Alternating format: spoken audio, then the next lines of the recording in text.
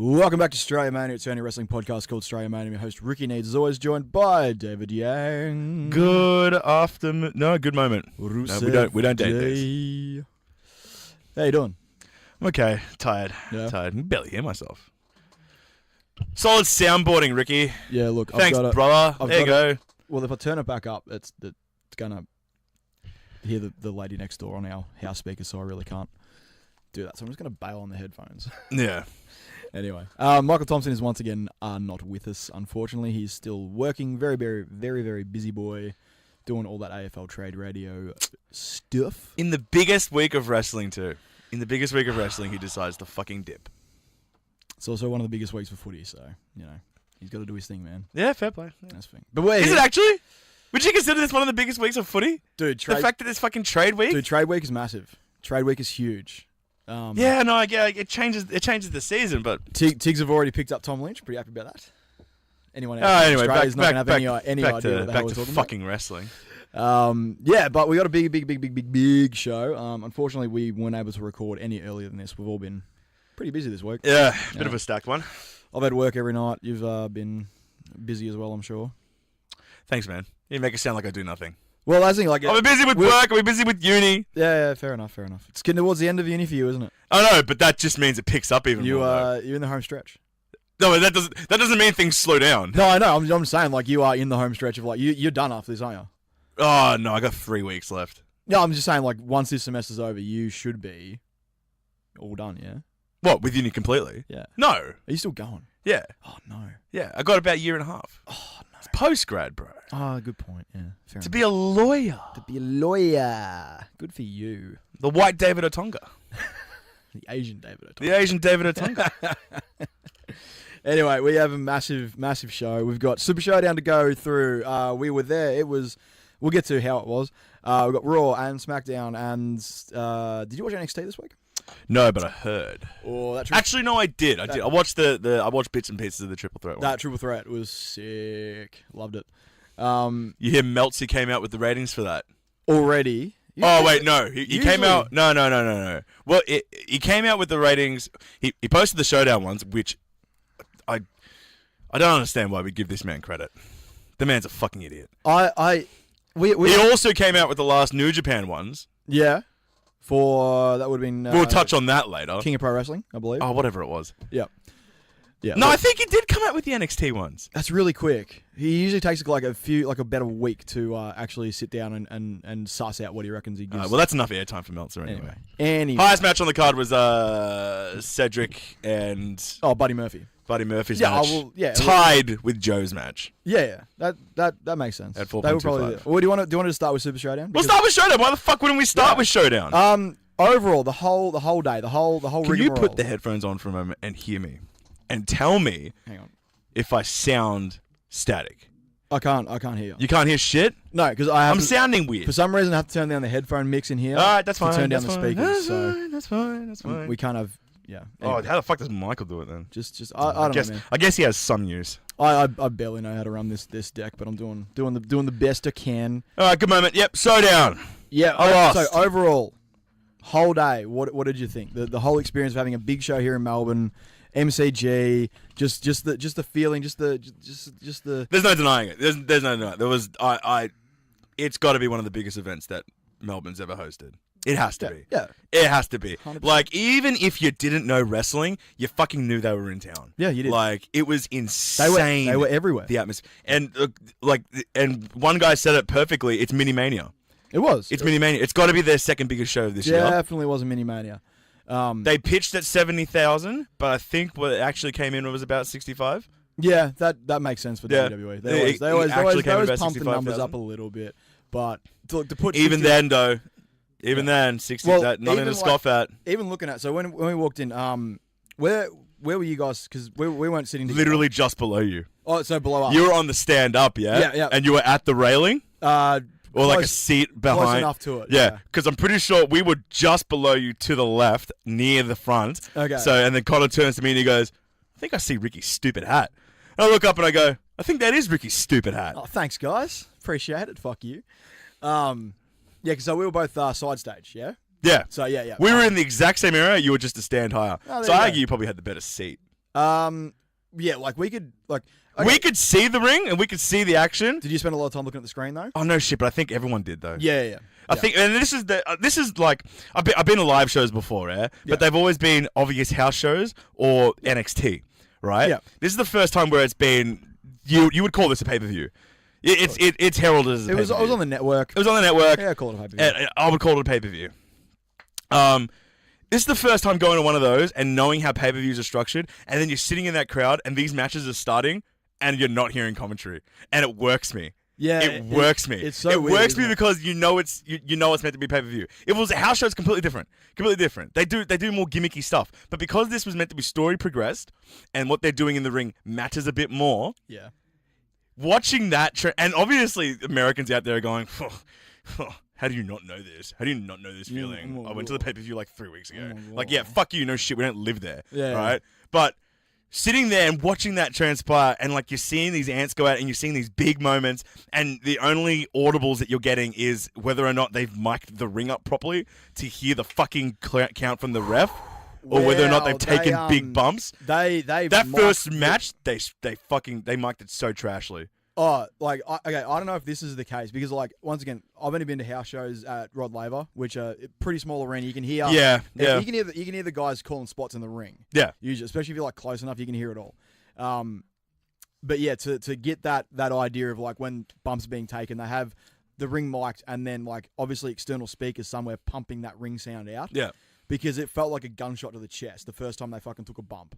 Yeah, I was just like, no, but that's what I'm saying. What the? No, but that's fuck? brilliant when you did hear it. But I think they must have botched the miking, and they noticed that after the first match, because that first match, the Bar versus New Day, you could every third bump you were hearing something, and the ref's count you couldn't hear. Yeah, right? the ref count were real quiet. You had to be like just looking like. But then really from that match it. onwards, they are pretty sure it was like a noticeable thing, or they would have like been like, ref, smack it, right? Yeah. And then he comes out and he fucking absolutely pounds the canvas every single time he comes out. Or they remiked it. They did something. Yeah. They it was you had to be very careful like watching the ring to get the ref count because a lot of times the bumps were loud as hell and then the tap like the counts were so quiet. I think it's just one of the things. But another like it's all the small like idiosyncrasies of like going to a live show, like stuff like when they did the Becky entrance. They had Becky's entrance. Then they ran that package that was also on the network. Yeah, that was one of the biggest things. Straight out of it, back into the end of her song. Back into her song. Yeah, I'm just like, I've always wondered how they did that. Is this a thing all the time? I've always wondered how they've done that. I wonder now if, like, on TV, like, on do you reckon Raw, they spend that dark time sitting there calling the rest of their match? They've got it. I don't know. You take advantage of that. They were either like chatting about something, but on TV where sometimes you'll have like an entrance start. Then it cuts to ad break. Cut to ad break, and you come back and the entrance is going. So they just go dark for that entire fucking... Like, what, on the network, it would... minutes. Have you gone back and watched it? I haven't done that I have, yeah. In that, do they just show the video package there? They just overlay the video package. Out straight into the music. Yeah. Maybe they do the same thing when it comes to... Like with ad breaks or something. Well, they wouldn't show the ads in the arena, but they'll do something. They just cut to black or... Yeah. Like, so anyway. But that was one of the biggest things I've always wanted to fucking know because it's so obvious when you watch the TV shows. You're coming in and you go, all right, and out comes the wrestler, and then they cut the ad break and you're going, wait, the ad break's going to last like a minute and a half. They were halfway to the ring. Like, what are they going to do? Just stand there? Like, how does this work? And I've always wanted to know how they produce this. And to go to a live show and see that happening, it was pretty cool. Fucking excellent. Fucking excellent. Yeah, there was a million things like that. We're just like, that's how they like. This is what it's like to actually be at a massively produced live show because, like I said, we've been to just the WWE, house shows whenever they come out to Australia, and it's beautiful to see the flaws too. Like even though this is going to be one of their biggest events of the year, they had so many flaws. Dude, how many times did they fuck up the overlay? The overlay, did not work. How many times they fuck up the overlay? Even when they did, the entrance. Truth TV appeared halfway through a fucking match. I'm like, what? When are they going to use that? There was just audio at one point for something, like nothing. Yeah. It just went, bah! I'm just like, what the fuck was that? It was, another one that sort of, that got me was during the entrances on all the screens throughout the G, they would just show like the graphics package. Yeah. They wouldn't show them walking. I think...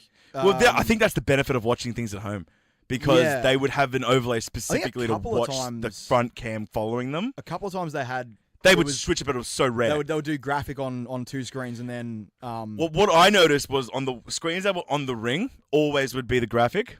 Yes. And then if you watch the bigger screens on the G it was itself, just the hard cam. it was hard cam only, especially on the left. Yeah. Always hard cam. Always hard cam. Yeah. Never, and that's why like I pointed out the con. I'm like that one there is only doing hard cam, and everything else does the And switches I between. spent a lot of my time watching that one, especially during the Triple H match where it was doing like the close-ups for the I hated that match for the sole. I hated watching it live. That match would be something dope watching on the actual network. Watching that live because they went to the fucking crowd. Yeah, they went to the crowd. That kind of stuff. And the cameraman wasn't great at following them. Or yeah. whatever. But I reckon it translated better for the broadcast version. I think the book, and this is where but not, a lot of people who were putting it over. Not so much like people who went to see it. Obviously, we're putting it over for the sense of the atmosphere. Oh my God, insane. Oh, insane great. Atmosphere. But in terms of a produced show, if someone would have watched it on network, it even held up as a pay-per-view in that regard as well. Yeah. Like, it I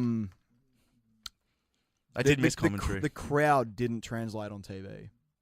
You don't think? Just because it was in the open air stadium. Yeah. The G is huge. The G is like massive. we know this. We've been there many times. The G is massive. And even like going to the footy. That roar. So yeah, you did watch it back. With the loudest pop would have been Buddy yeah. coming out and then winning it. Yeah, because I was remembering all the chants from a lot of the night and seeing it because like yeah, and then you're trying to hear them back. Trying to hear them back. So like my section, and you maybe would have heard this because you were just below where we were. Is we weren't doing the Aussie, oi, oi, oi chants. We were doing the come on, Aussie, come on. Come on. Yeah, we heard you. But that did not come across on TV at all. No, I was listening for it the entire time, but I think it was only our section doing it. Because like when you're in the section, it sounds loud because it's everyone around you. Well, that's where do you think they pick up their main source of audio? It would be ringside, wouldn't it? It would be ringside. They'd have most of their audio picked up. The floor ringside that those chants would translate. And then to like TV. if it's really over, that's when those ringside ones pick up the crowd going. Probably the biggest one that got picked up around the entire crowd was the "Let's Go Becky" chant at the start of the Becky Charlotte match. Yeah, that got picked up huge. But that I remember that chant being. How insane was the Cena chance to be a part of that? Oh, doing the John Cena stuff. Fuck, we're such marks. Dude, everyone else listening out there has been like, oh God, this is so fucking like it's 15 years ago when we all did this. Yeah, I know. Like, fuck off. But we don't get to experience. We don't get ever. the fucking experience. Like it was good. Like for all those experiences, like I don't think it was a great like it wasn't a perfect show by any stretch. It wasn't even a great show by any stretch of the imagination. If you look it back objectively, match to match, some of it felt important, some of it felt straight house show. But like the Cena match especially felt straight house show. But there was those moments where you get like the Becky chant, you get the the come on Aussie. The matches that had the story they were put over. Yeah, and the AJ Joe match had a really good aside from the fucking Miz Bryan match. Yeah, all right, we'll get to that in a sec because that sort of. No, I don't want to. Would you also? I want to spend as much time as they spent in the match talking about it. All right, we'll talk about that. That really just goes to show how much they care about Daniel Bryan. That sucked the air out of the stadium. Yeah, just you could feel it just go.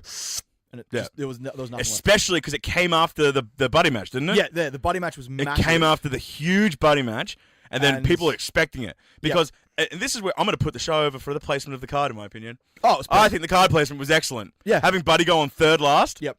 Excellent. Because that's usually... Having him go over Joe's match. Excellent. Yeah. Excellent. Because you knew that was... Further emphasizes Miz's point on SmackDown. Excellent. Yeah. Yeah. It was a really good match placement. Like kicking off with the tag match, perfect. That was a really, really fun tag match. I loved it. Yeah. It was really good. Then I think it was who was after that? It was pretty sure they had Becky. Becky. Yeah, that was good. That sort of picked placement of the card was perfect. I think picked the night up as well. Excellent placement, and they've been doing really well with that. The last 3-4 pay-per-views have been excellent fucking card placements. Yeah, SummerSlam and Hell in a Cell both just fuck. They clicked along at the right pace. Even Money in the Bank wasn't too bad of a fucking card placement either. But yeah,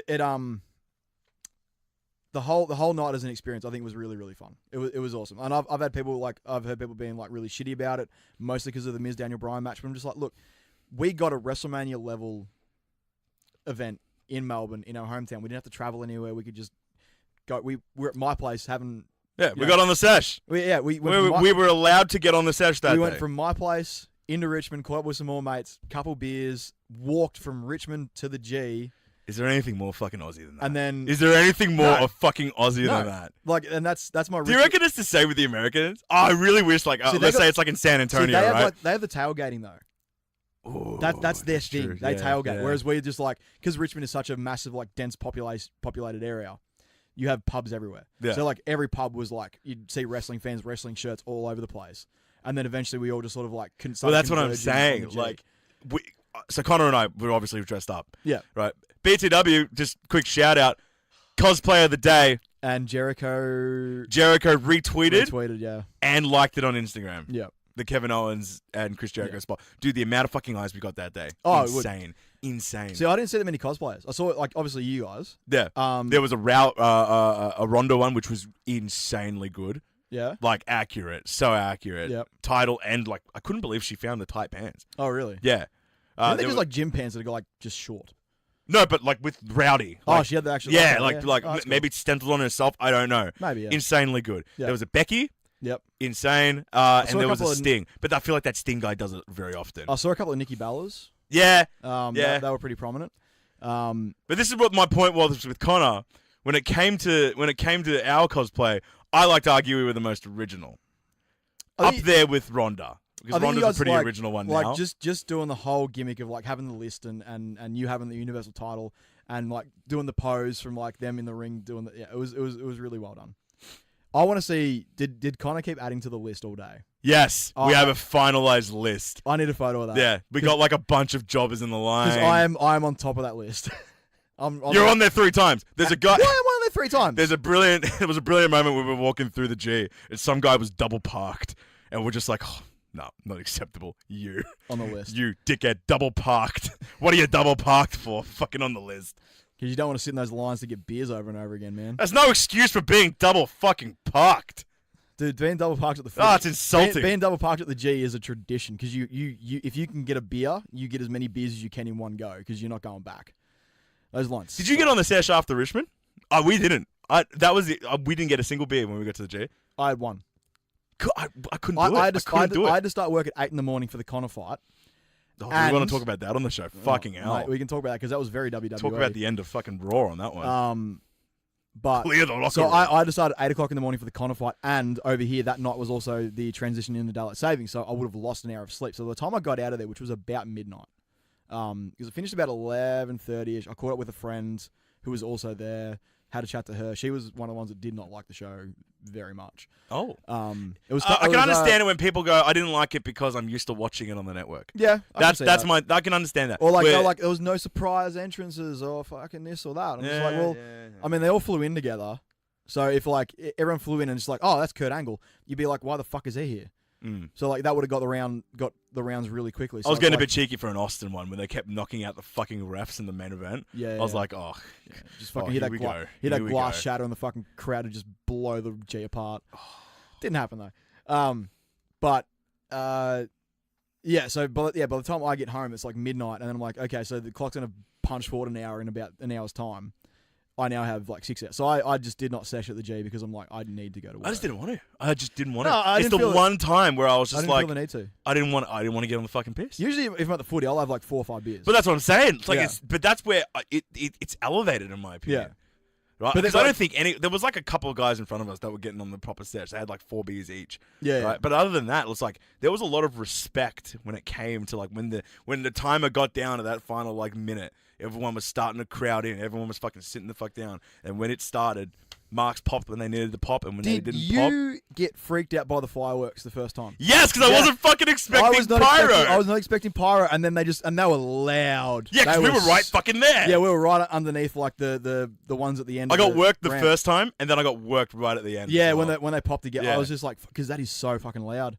And it was that's starting to get cold at some point too. I- Then Taker's pyro came on. I was like, yep. I don't remember like pyro at the G for anything because they've had concerts and stuff there occasionally, just because it's so big. Yeah, I don't think you can never. I think the last people to fill it were Guns N' Roses.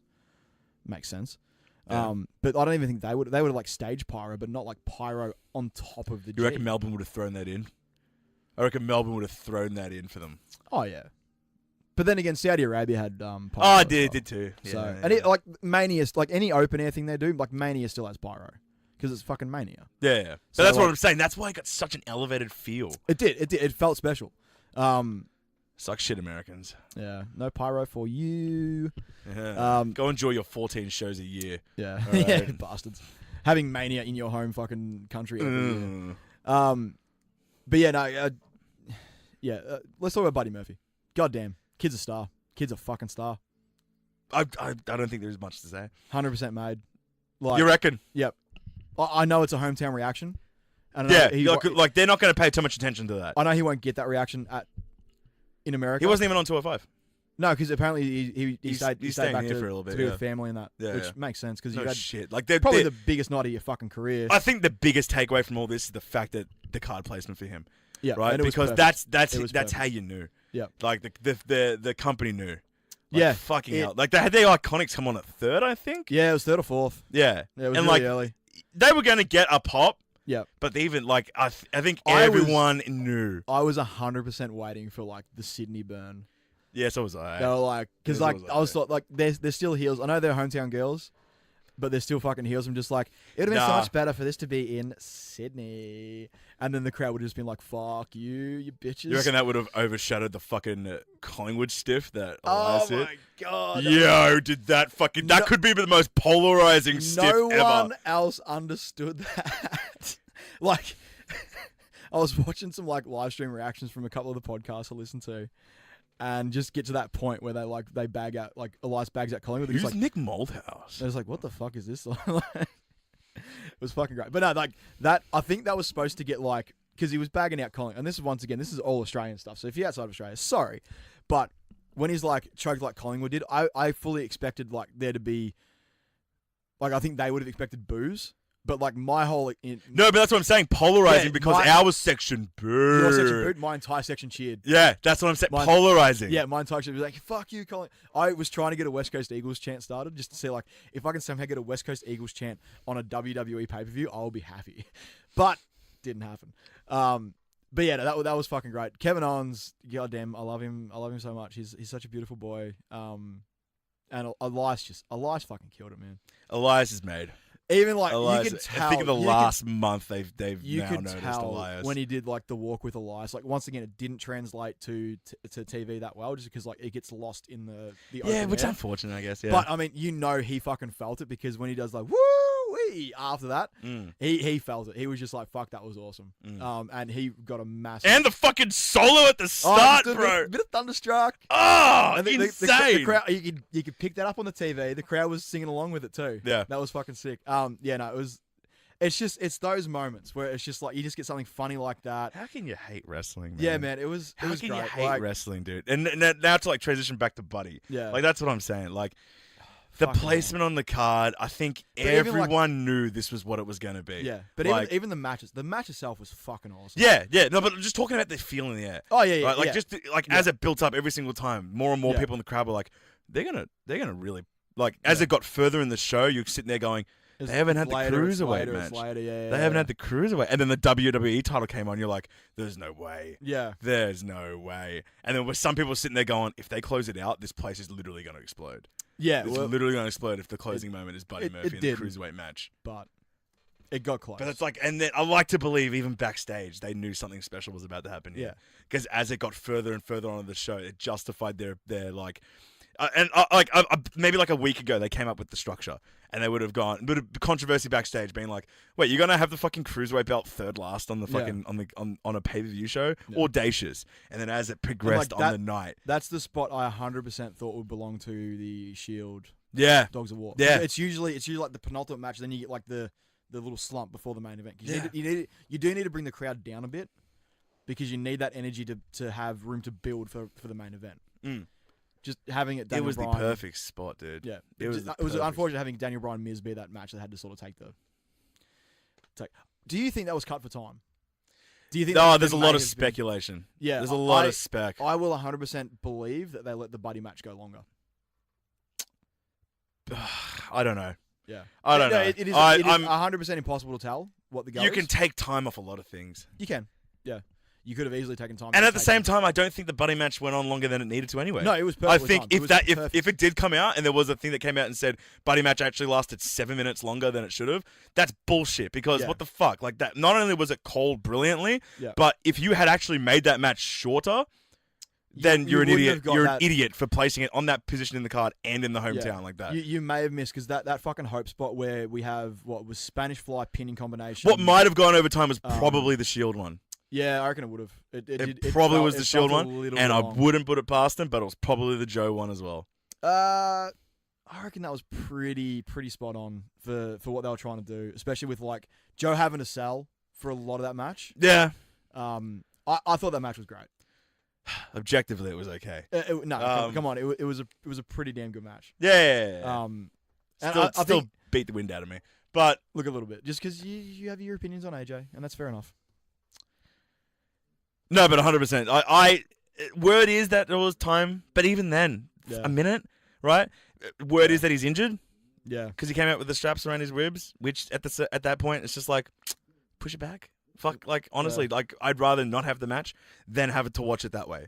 Yeah, and like, and I guess we'll touch on SmackDown later, but the fact that like a lot of people were like, it's worked in their favor in a weird way because the Miz is just that fucking good. Yeah, the Miz is just that fucking good. And look, anyone else had taken a minute pin to a Daniel Bryan like that. Yeah, but the fact only Miz could get more over. In that regard, yeah. If anything, it worked completely against Daniel Bryan. And look, maybe it worked so against Daniel Bryan. Maybe it's just the plan the entire time, and the fact that they always. It could be, but if that's the plan the entire time, did they not expect it to get Miz more over?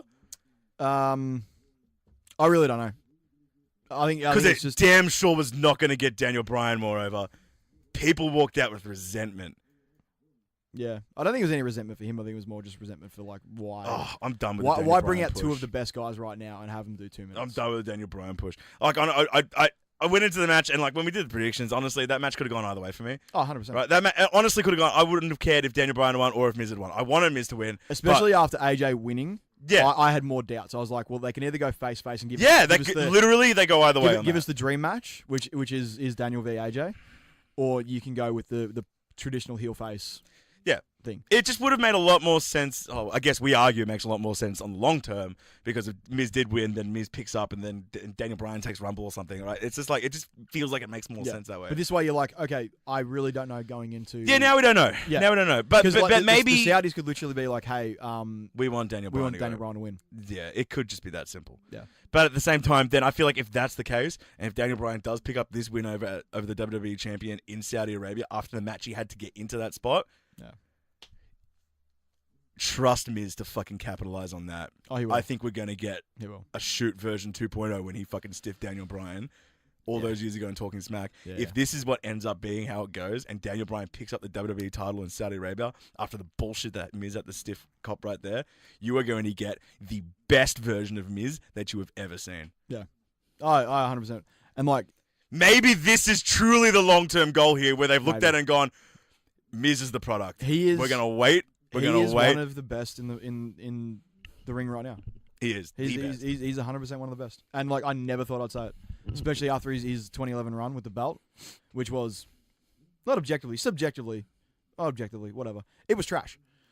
It was 100% trash. That's what you think. No, it was like go back and it was trash. And him coming. It was new. It was new, but like it didn't work. And him coming out at WrestleMania 27 as the champ didn't feel like anything. Yeah, it didn't. And I understand didn't that. Feel like anything. I don't think it was wrong strapping it to Miz, but maybe it was wrong giving him the biggest spot on the card at Mania. Yeah, but who was now the World Heavyweight Championship match? That was Edge and Del Rio. Was it not Daniel Bryan?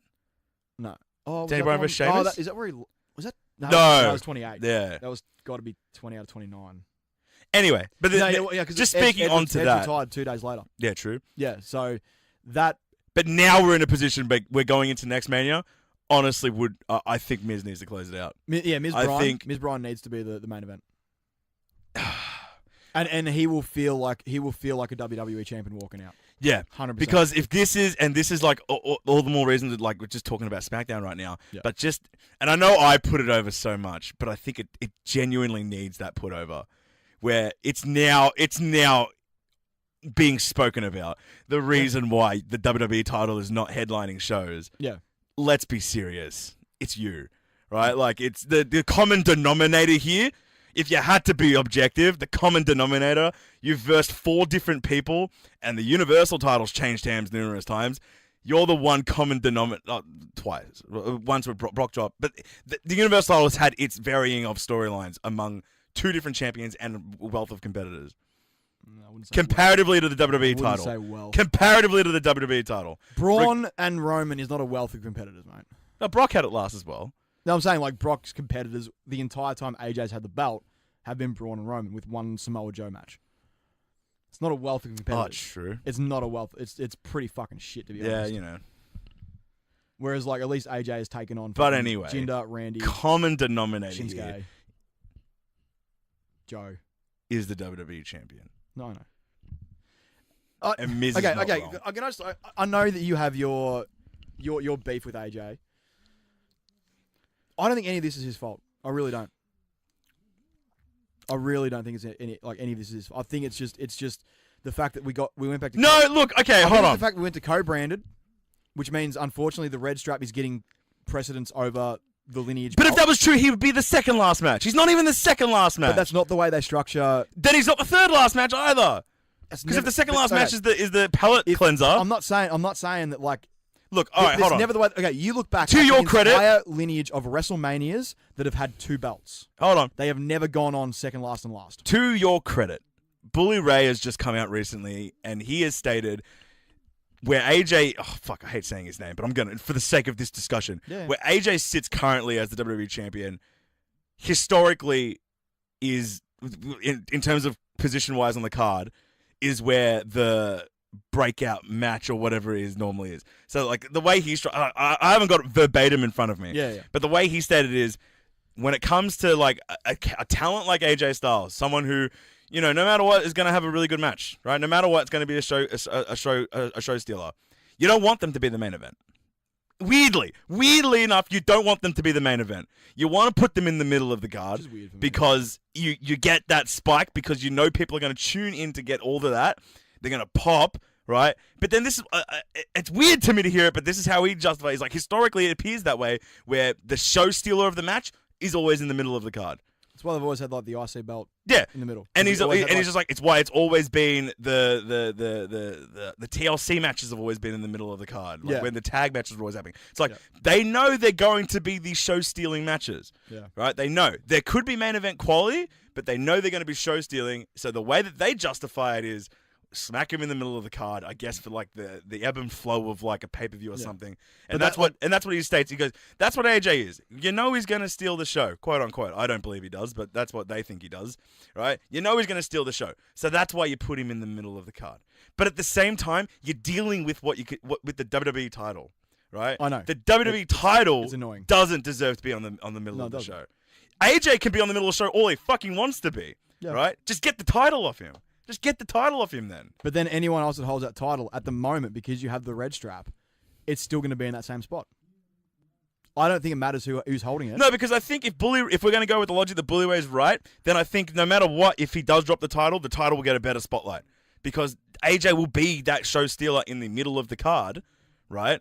By that logic, that's what I'm saying. If we go by the logic that Bully Ray, which is not wrong, historically he's right? The show-stealing matches always appear in the middle of the card. It's just that never before have we seen a show-stealing match with the WWE title having to be on that.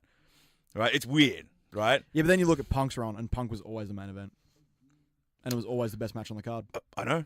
That's why, like, if we go by Bully's, I don't believe it. I don't believe his logic. If we go by his logic, that was a special kind of hot. That was once in a generation hot. Oh yeah, Punk. Yeah, like it was. He always closed the show. It was always one of the best matches, if not the best match on the card. Yeah. But like, and we had this discussion over the week. Is like that's the major difference between like WWE and New Japan. New Japan just builds.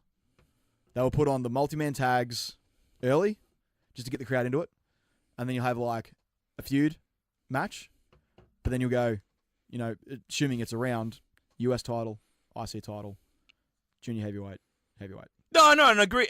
That's it's an old school structure, and it works. That's no their shit, way. and it that's works. Their way of doing it, right? WWE Because has a different way of doing it. They make the heavyweights seem bigger than everything else, right? And every time and they go by weight class. But this is arguably where it should. WWE falls in the middle line between old school New Japan booking and how UFC books, in terms of a way where it's like it's not about whether or not the heavyweights are, you know, it's objectively the biggest division. They're the giants, but they're not as special as what Conor McGregor can do in the lightweight. So the lightweight match will finish the show, right? And the heavyweight match might feel in the middle of the card, right? It's not like, and New Japan does it in the complete opposite, where it's like, well, kind of. But then again, UFC 100% delves into like, okay, if it's a title match, it goes on last.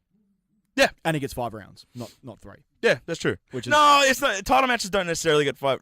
Yes, they do. All title matches All get 5 title rounds? matches- I thought it was just all, main event. All UFC main I thought events all main events get 5 rounds. But if there's 2 title matches on a card, both title matches have 5 Oh, rounds. okay. I just thought it was main event. I was under the understanding. Because I think the only main events the get only 5 time rounds. they've done a main event that wasn't with the title was Nate Connor twice. Both of them went 5 rounds. Or were supposed Yeah, to. I know, because I know the main event gets 5 rounds. Yeah, That's yeah. what I'm saying. They still very much go for the story over the belts if it's there. Yeah. Right. And WWE exists. Now it's more story because we're getting towards that heavy end push between like the ending of the lull and the beginning of Mania season. So now we're going to get these rivalry stories. Yeah. And I guess it obviously it was okay to end Showdown with Taker Triple H. Yeah. It was obviously okay to end with that. There was always going to be the case. But they're going to go into Saudi and it's going to end with the triple threat. There's no way they'll end with the Brothers of Destruction versus DX. Because you just saw that. Yeah, I know. Right? They'll end with Brock. Yeah, so they'll end up the Saudi show with the triple threat match. Yeah, yeah. Because I think Brock's a bigger draw. It's the red strap. Yeah. Which at this point, like they're trying to make it the biggest deal. But I agree with Miz, but at the same time, the WWE title won't. I'm not okay. Let me find my words for a second.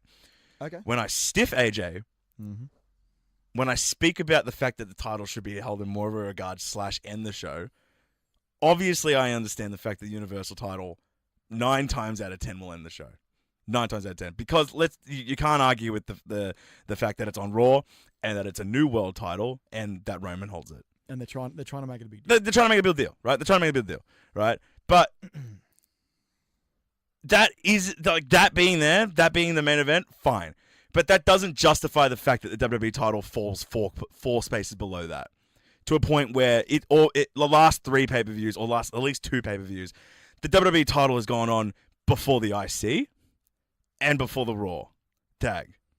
Right? It falls below the wayside of even Raw's secondary belts. What you just said, does that lean more into them just underbooking SmackDown or them like... No, because underbooking... What? I'd argue SmackDown does better than Raw. Aside from this week, SmackDown does better than Raw. Has more talent, has better storylines. There's only one storyline on Raw. But we see that as fans, but do they see that as execs? They should be, because a thousandth show is next week. So they're coming into this season where they need to start really pushing SmackDown. No, I know. And they have. So I like to believe they do. Right? They are looking at SmackDown and going, this is objectively a better quality show. Doesn't feel like it. There is such a different vibe when I watch Raw to SmackDown. SmackDown feels like a house show sometimes. Oh, that's insulting. I'm not saying it's a bad thing. I'm just saying there's a feel about the crowd difference. And just the way that the whole feel of it just feels so I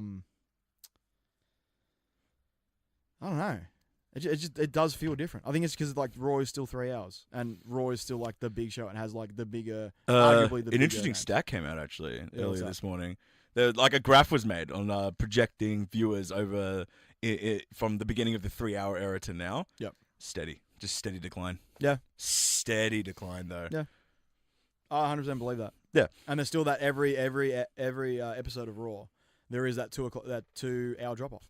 You get to the top of the second hour. Yeah. Sorry, the top of the third, and just fucking plummets. Yeah. I don't know why. That's why Roman always has fucking his segment in the first 2 hours. I'm forgetting how we got onto this point. I think we're just talking about it comes down to the belts always go in cycles. And remember when they brought in the World Heavyweight Championship, the big gold belt across, when Eric Bischoff gave it to Triple H. It was on Raw, and it became the big thing. And it wasn't until John Cena got the WWE title 3 years later off JBL that all of a sudden, oh wait, the WWE title is now the big one again, and they did the double swap. They put Batista on SmackDown, they put John Cena on Raw. Was that JBL's fault? I think it was just the fact that it was on SmackDown. So, because if we're going to go by that point, and you're saying I'm not, where the WWE title fell to the wayside because JBL had the it. best run, to be honest. It was a lengthy run. But his feud with Eddie Guerrero, really, and I would argue he had good feuds too. He did. He had the Eddie feud. I think he had Ray. Yep. And I'm pretty sure his last feud was John Cena. And he had the John Cena so we had great feuds. Yep. Right, but somehow we're all looking back at that going, not a great overall, run. You had Triple H, Batista. You had like the destruction. No, I understand what you're saying. You had the destruction of Evolution. And you're probably going to try and make the comparison between JBL's run and AJ's run currently. Key difference is, I argue SmackDown has better talent than Raw does, right? So there's a lot. When JBL had it, yeah, you could argue maybe 2 or 3 guys on SmackDown. When at that JBL point. had it, that was the tail end of the SmackDown 6 as well. So you had fucking Edge, Eddie, when did Angle. 2005? What are you trying? When to JBL had the title. 2006. 6, he had the title. Yeah. At the start, he No, carried it sorry, from 5, didn't he? No, 2005. He carried it from 5 He to lost 6. it. No, he went from 4 to 5 because He lost it from 4 he to lost 5. it at 21, which was 2005, and then Cena beat Triple H in 2006. Yeah, that's what I'm 22. saying. Because Cena So- had the beginning of his rise to fame in 2006. He was WWE champion like 4 times, right? Yeah, but like I'm saying, like JBL. That would have been the arguably beginning from- of the from a- SmackDown from 6. a wrestling. No, SmackDown 6 was 2002 through 2005 when Eddie died. Eddie died in 2005. So Are you not chucking Taker? He That- doesn't that- get that- considered among the SmackDown 6, does he? well, because 'Cause he was SmackDown 6, because at that point he was Eddie, he was Chavo, he was injured for a bit. Ray, Edge, Benoit, Benoit, Angle. and Angle. Yeah. No, wait. Sorry. Take Guerrero out of that. Sorry. Take Chavo out and put Brock in. Was it Brock? People throw Chavo in there. People throw Oh, Chavo yeah, in there sorry, instead of Brock. Brock was Brock was only there SmackDown for a little 2002 and 2004. He was only there a little bit. No, 3 to 4 because he was on Raw initially. No, he started on SmackDown. I can't remember. I know he's on Raw. Whatever. But yes. Sorry. SmackDown's yeah. You know, ever yeah, since you're he's right. come back, Brock's never appeared on SmackDown. It's fucking offensive. That's funny as. It's so offensive. He should come back for 1,000. He was such an important part of SmackDown for a little bit. Was he on? He wasn't on the first episode of SmackDown. That's stupid. I don't think so. Apparently, Big Show is the first person to ever be on the first episode of SmackDown and the 999th. Interesting fact. Interesting fact. Well, most people who are eligible for that are also dead. Who are like Is Big Show, and I was discussing with a mate of mine the other day, Yes. is Big Show, I think as it currently stands, obviously this can change, but is Big Show the most underrated wrestler of all time? Fuck no. Think about it, dude. No. Think about it, No. dude. He is perfectly rated as an okay to good mid-carder. Oh, he has Who is- been, I would argue he's who been is- the most Who underutilized is sometimes a heel. and just completely disrespected No, fuck that. for what that man could do, for how long he could do it for. Is that just proof that if Andre the Giant were to still be around, he would not be as good anyway? That it was maybe just an error of its time, that Andre was only over because Andre of was territories. Andre was Because that's Big Show. That's Big Show. Andre was 60% the era and 40% the man. But No, that man isn't far off from what Big I'll- Show is as well. I'll say 60% was. I would argue Big Show. Obviously, we can't compare. It's very hard. But Big Show's better than Andre. from an in-ring stand. Okay. Everyone goes back to like Big Andre, Show is more impressive than Andre. but Andre was bigger. He was taller. He was, and he had. I think he was larger than life in his personality as well. That's true. I've watched it. You've watched the doc. The Yeah. doc is. You won't find a cunt out there who hasn't watched the It's fucking beautiful. doc, man. It's a fucking beautiful. It got me the documentary. feels. Yeah, it's so well done. But it's like Andre was just it was personality. It was his sheer. He was what 7'4". That's big, man. Like Show's 7, maybe no 6'10". Nah, he's a good 7. You reckon he's 7? He's a good 7. Whatever, it's 7, but like 7'4". That's a drastically big difference. And just like the girth of him as well, and the fact that he kept growing because he had that. Yeah, the gigantism. Yeah, so like, I just think like Big Show is like back in the even his WCW days where he was like billed as Andre's son. He could do a drop kick. He could do like all these like Big Show. he could But do that's these- what I'm saying. This is why I'm going I'm saying, underrated. like, okay, back then, yes. But if you look at both Even of them, until like both of them 2003. in their prime, yeah, prime. They were really good. And Big Show got his run. He had the belt the first night he rocked up on WWE. He hasn't held it since. Oh, disrespecting. Oh wait, no, he has.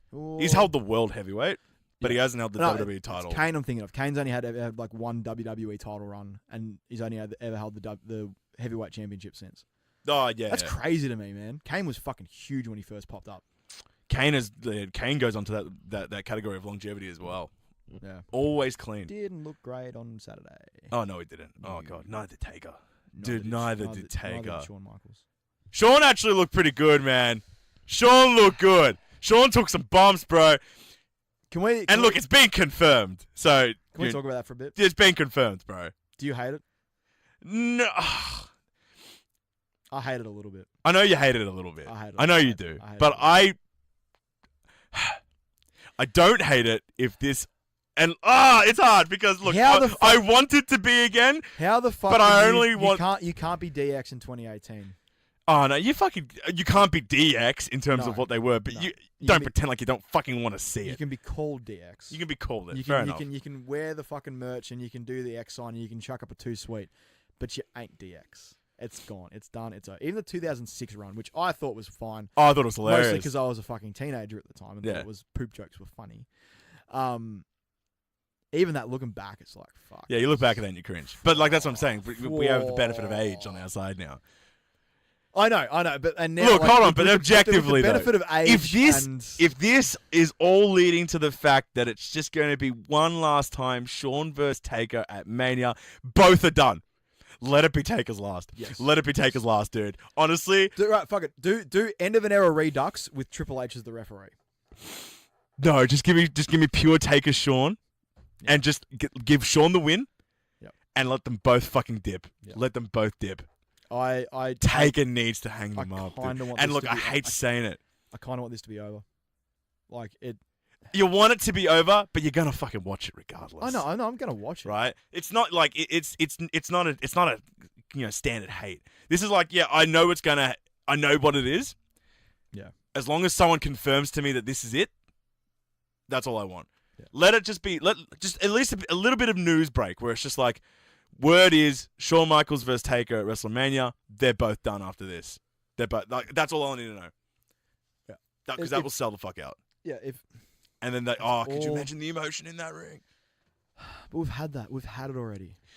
No, but this time but they're both fucked. They're both dipping. Like this is literally the end of an era. We've been there. We've done it. We've had it, man. We've had the figurative end of eras for the last 4 years. But give us the literal end of the era. We've had Shawn retire in one of the greatest WrestleMania matches ever. No, it is. I know. We had end of an era with all three of them just. I know. And Triple H, which might actually be the greatest WrestleMania match of all time, in my opinion. It could be up there. I still like the Shawn Taker singles matches better. No, nothing. And this is like. I even got worked at Showdown when they relived the spot, and I'm sitting there, I'm going, well, Taker's got to kick out. Yeah. But it made sense for him not to kick out. They got their receipt, right? But fuck, man, you can't. No spot has ever fucking worked. The majority of fans everywhere, hate them or love them, you got worked on that where the fucking sweet chin went into the fucking pedigree, and on that millisecond, if the ref had just been out of sync for a millisecond, it would have been 3. Bro. Nothing works you like that. I still rate Taker's face sell when Shawn kicked out at 25. That look of just complete and utter shock. I agree, but fucking come on, dude. But Shawn selling it in the ring after Taker kicked out, the crying. Triple H dead. I am biased because the 25 is my favorite match of all time. Taker v Shawn at 25 is my favorite match. Yeah, look, fair. I agree. There's no wrong answer. There's not a thing about that match I don't like. There's no wrong answer. We'll just preface it that way. Like 25, no wrong answer. 25, 26, and 28. The Taker Triple H 27 match was fine. It was easily the best match on the card. But 25, 26, and End of Era are 3 of the best matches ever. And this is my final shoot for Showdown. Okay. I don't know if you could hear it where you're sitting. We're sitting roughly the same area, so I can only imagine it. Roughly. Were you a part of the dickheads that started the fucking Mexican wave? No. I despise them. They were above. They were on the top tier. Yep. And about 4 or 5 bays to the right of, to the left. Just disrespectful. Yeah, no, I didn't just like it completely disrespectful for the final match like that. I didn't like it. Yeah. I think it was just because it was a long fucking match. It was, and look, honestly, it started slow, but when it kicked into gear, I feel like that Mexican wave felt really stupid at that point. When that match kicked into gear, and why do that in an arena where nearly half the seats are blacked Shoot, the fucking like 1/4 of the right side of the stadium was just gone. Yeah, no, it was all just covered in cloth and shit. It was crazy. Like walking like I was annoyed there wasn't a ramp.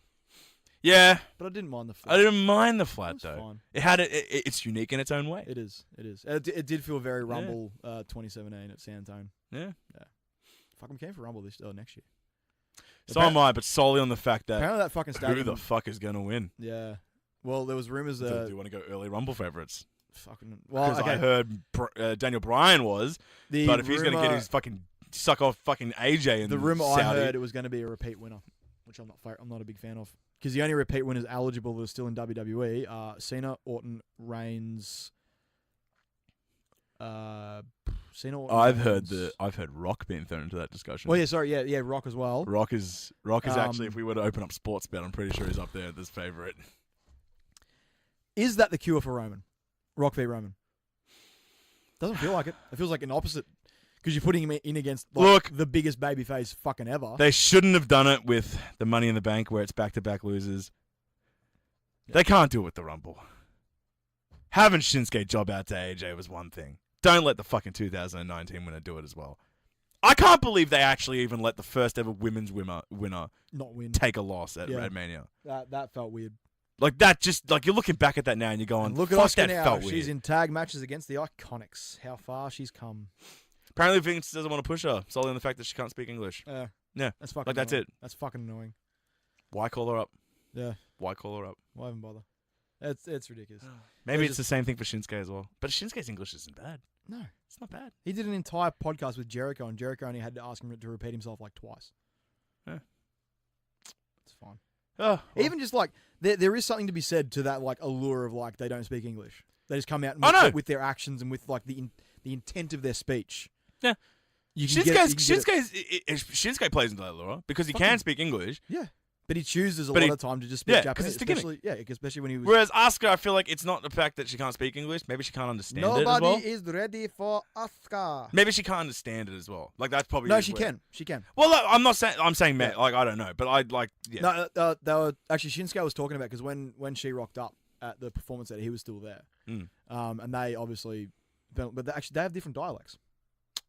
Yeah. Japanese has I think like welcome China, to like, the Asians, bro. Yeah, Chinese have them too. Yeah, like exactly, like what is Cantonese and they're the two main ones. And Mandarin, yeah. But so they obviously speak the same language, but have like slightly different dialects. But Shinsuke was the best she had for a sort of in-house translator, and Funaki as well. Oh yeah, Funaki was there. He's always floating around the performance, but he was saying like, now there's like 4 Japanese wrestlers down in NXT there's right Io now. Shirai, fucking You got Kairi Sane, it's starting to build. Yeah, but like, apparently all of them are pretty well versed in English. Oh, Kairi is a bit.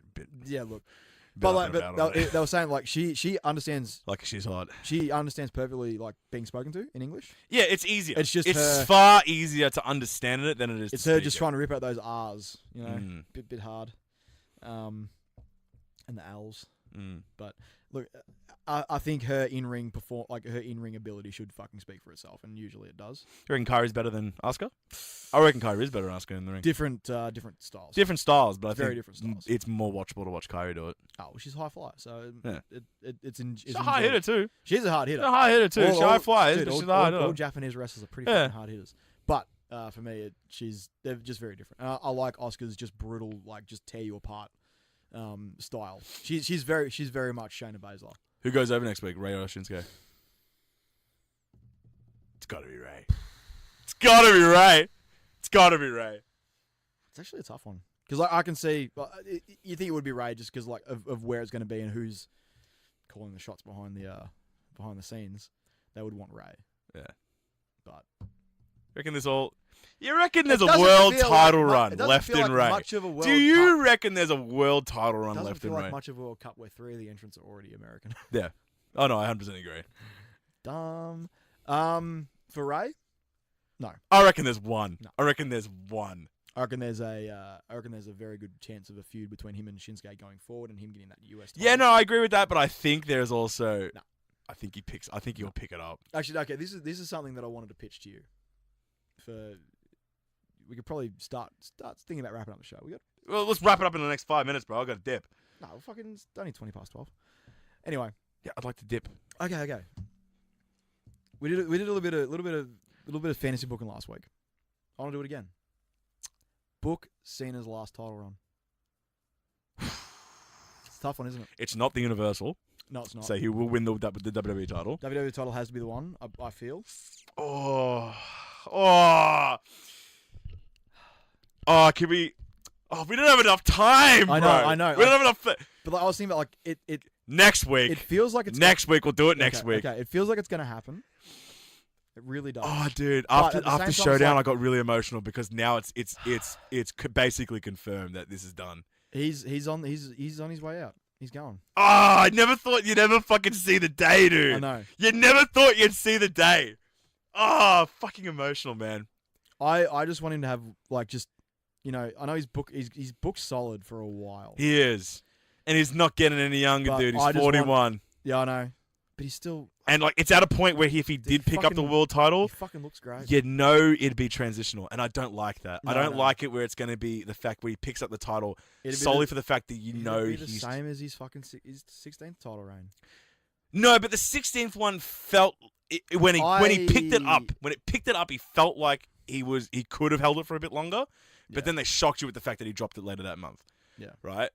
But if he were to pick up the 17th, with everything that's happened so far, with the fact that it's pretty much confirmed that he's heading into retirement, he's dipping, he's part-timer now, he's basically like in every like press conference that he does, is like, my time is done, I can't keep up with the young guys anymore. If he did pick up the world title, you know it wouldn't feel the same if he had stuck a couple of years ago and confirmed to do full-time for a little bit longer and then won it that way, as opposed to taking time off, then coming back, being a fully fledged part-timer. That 17th world title win isn't going to be as juicy as it should have been. Yeah. Because you're looking at that and you're going to go, well, he has to drop it soon because he's a part-timer. I just want him to take time off and just do, like, man into SummerSlam. That's a good 4 months. Yeah. It won't feel transitional. He can have some title defenses against guys who aren't going to pick it up, and then whoever he faces at SummerSlam, Would you be against him doing a Brock-esque? But he wouldn't do that. He wouldn't? No. But if anyone had to do what Brock had done, I think it'd be justified if Cena were the one to do it. I don't think there was anything wrong with Brock defending it the way it was in the terms of number of defenses.